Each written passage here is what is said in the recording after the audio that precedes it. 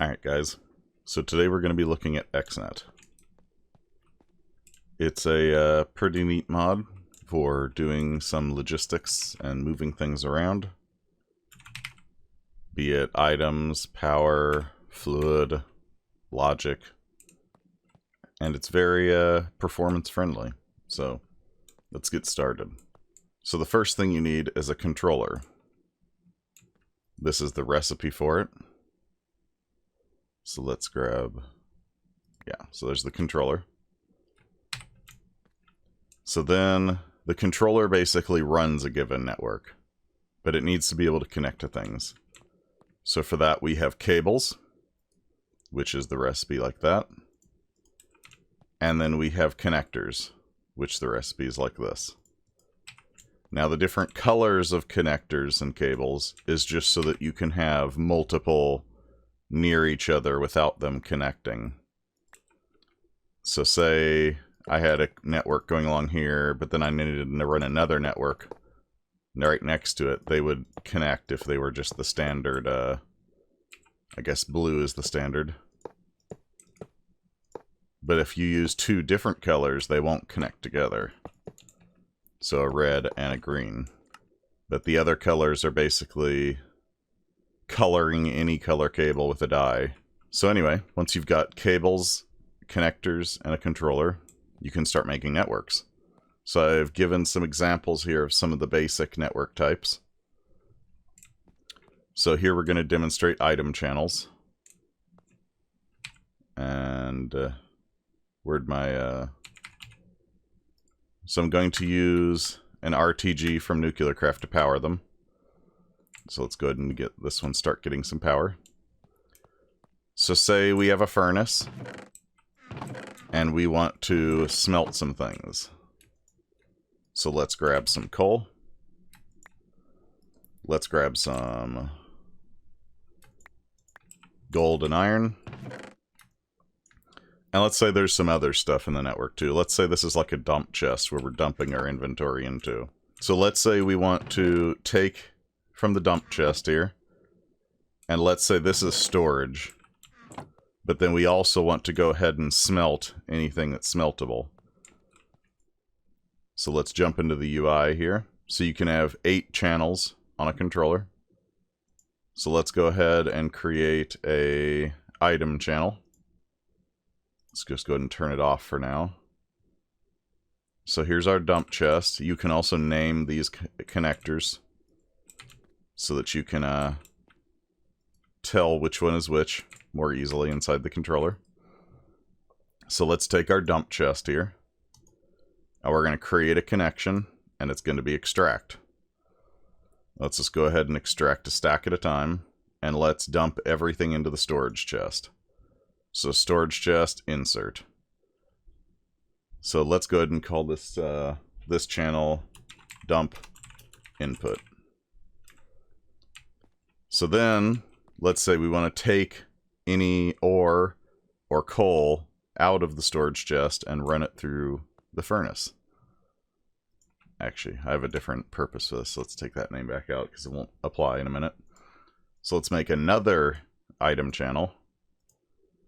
And let's extract from the storage chest and insert into the ore input.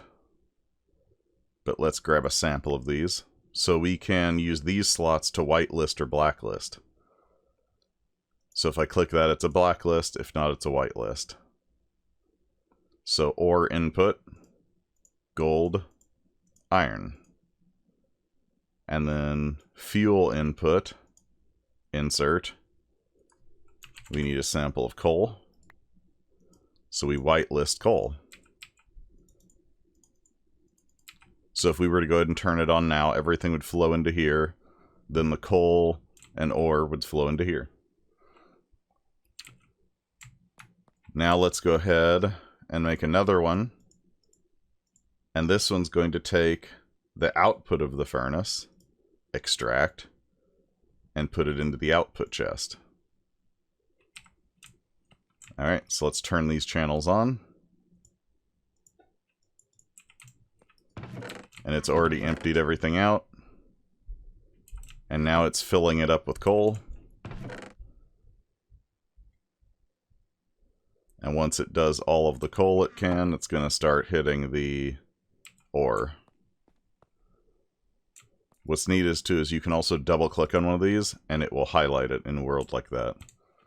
Some other settings while we're waiting for it. You can control how fast it goes. So how many ticks it takes to do each operation. And you can also set whether it matches ore dictionary, metadata, NBT. You can give priorities. You can tell it, how to extract out of it and stuff like that. These options right here we're going to get to next time in the more advanced things. So there it's going ahead and running the ore in. And we've already got a couple of outputs. So there's a basic item network going. So now we've got fluid channels here. So I've got them named. So lava source, tank input, tank output, dynamo. So let's go ahead and give it power. Let's make a fluid channel. And let's go ahead and extract from the lava source. And this, we can set how much we want to extract every operation. And if we want to not go under a certain amount. And if we want to filter it. So let's extract from lava source. And put into tank input. And then let's extract from tank output and put into the dynamo. So now if we go ahead and kick this off, we kick on channel 1. This should start filling with lava. And let's actually turn that back off. And we'll turn on channel 2. And it should start inserting into the magmatic dynamo. Now let's say we didn't want this tank to go under a bucket. So now it should go ahead and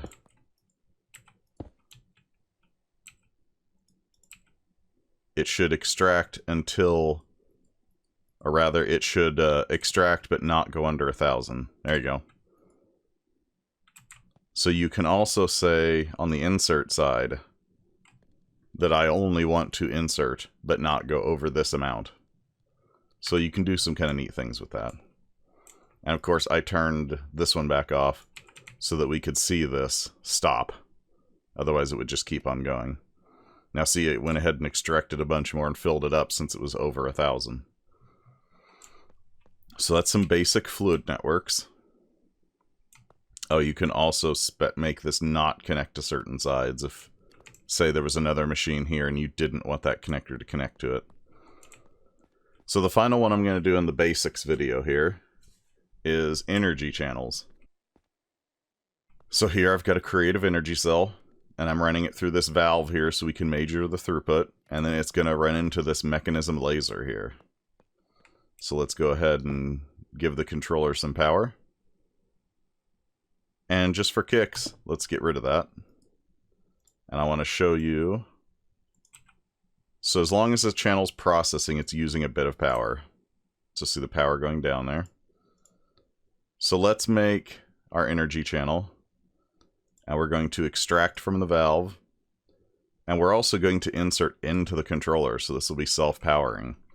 And let's go ahead and give the controller a high priority. So it will prioritize filling itself up. And then it will put it into the laser.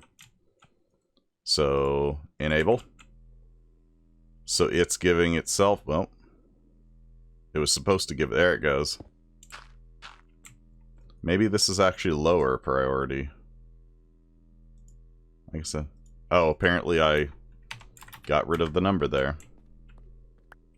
So as you can see, it is now powering the laser, which dug down to the bedrock, which isn't very far away.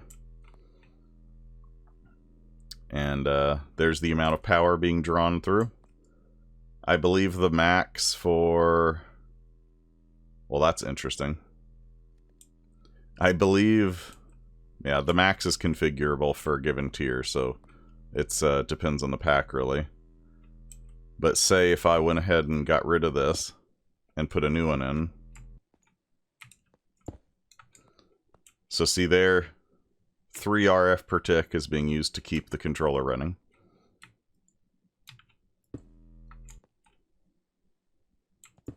If I can get this placed correctly. 10,000 in my pack, at least, is what it's set to. And then 2,000 per tick to just keep the laser going, it looks like. So I didn't set up a demonstration for it. But another one of the basics is the advanced connector, which comes in all the same colors. The difference with the advanced connector is we could do this in one connector.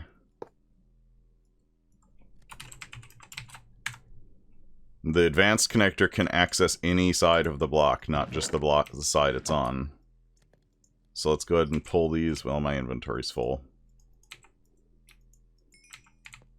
And we'll put these back in here. So let's change this. So this is our... Okay, then we extract from storage chest. And we're going to do... insert into the... So here we can set what side it's being accessed from. So insert into the up. And I need some ore.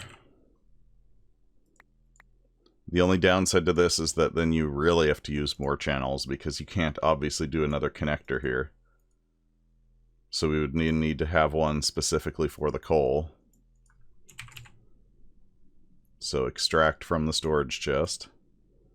And we're going to insert in the... What direction is this? East. And we're going to insert into the east side. And we're going to insert coal.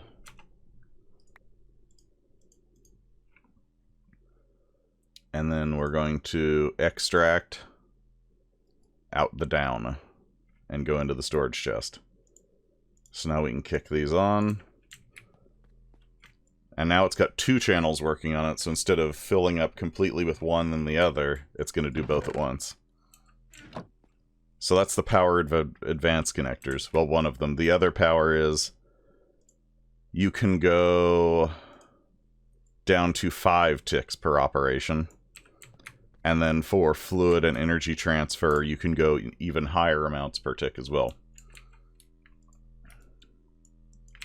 Alright, so that is the basics that you need to know to get a simple XNet network going of various types. Next time we'll delve into some of the more advanced things, like logic channels and connector disabling and stuff. So these right here, we'll get into that next time. So until next time, guys, I'll see you later.